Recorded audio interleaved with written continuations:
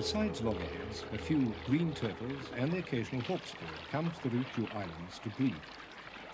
Like whaling, Japan's exploitation of sea turtles is tied to her traditional culture. In the far south, fishermen occasionally caught turtles to be stuffed as a symbolic gift, promising health and long life. But about 10 years ago, tourists began buying stuffed turtles as souvenirs. While some turtles are still stuffed in Japan, most are now imported, ready stuffed. When Japan signed CITES, she took reservations, allowing her to continue importing 3 species of sea turtle.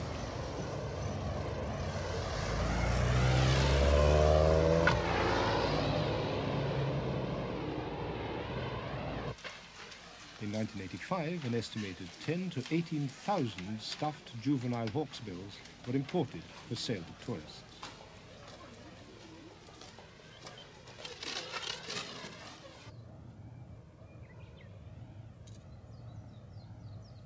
In the past, when Japan was closed to foreigners, Nagasaki remained open for imports.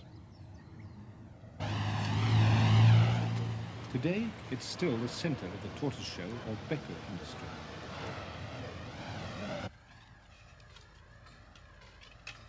The shell of the loggerhead is too fragile to work, and hawksbill shell has been imported since the 17th century, when becco first gained widespread popularity. This family business has seen 8 generations of master craftsmen. A design is sketched, the piece is selected, cleaned, shaved, and cut to shape.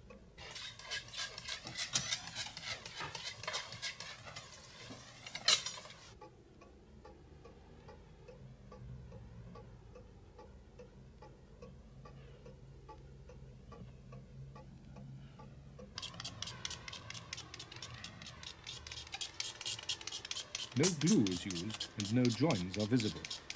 The more valuable golden pieces come from the shell and the turtle's underbelly.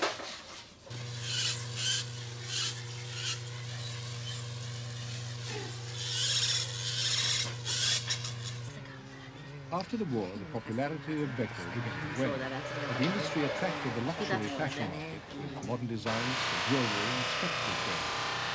There are about 100 becco companies in manufacture, ranging from unskilled craftsmen to larger workshops.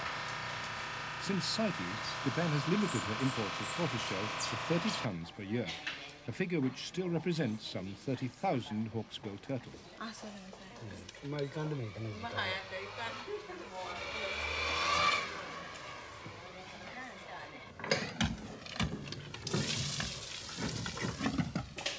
The third industry, which imports turtle products, the leather industry, lacks the aristocratic status enjoyed by the becco craftsmen.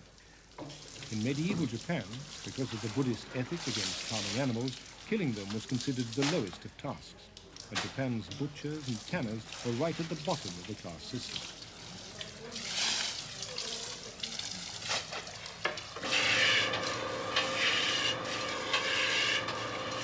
Today, for most Japanese, the old caste system is forgotten.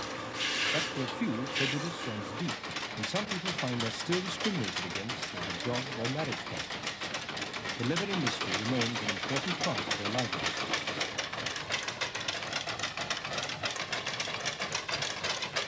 Turtle leather, dyed here to fashionable maroon, is only one of many exotic leathers, and is not as valuable as crocodile or snake. But each turtle provides only a tiny amount of leather from the flippers and neck. And in 1985, the industry imported the skin of an estimated 50 to 80,000 olive ridley and green sea turtles. While the political situation continues, there's pressure on the government to maintain the supply of exotic leather, backed by the distributors and retailers of the prosperous fashion industry.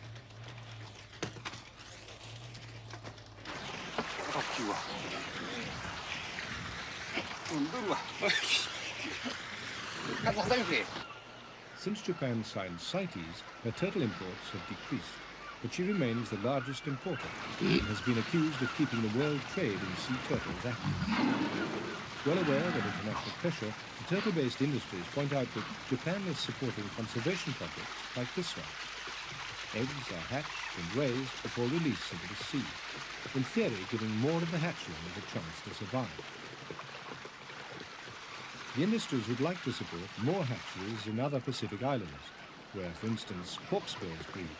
But international conservationists are generally wary of such proposals, not least because the eggs still have to be taken from the wild. International pressure is gradually closing the doors on Japan's trade in endangered species.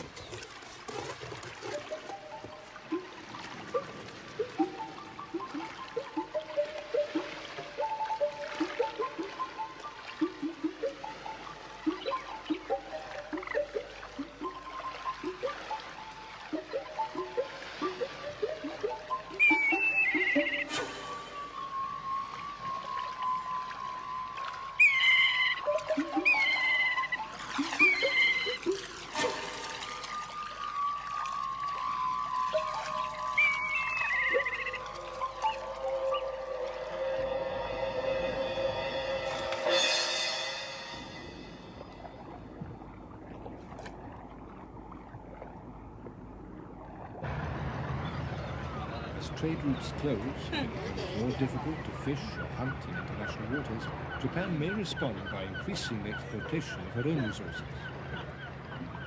Taiji's pride is built on catching large whales, but her people began taking small whales and dolphins about 800 years ago.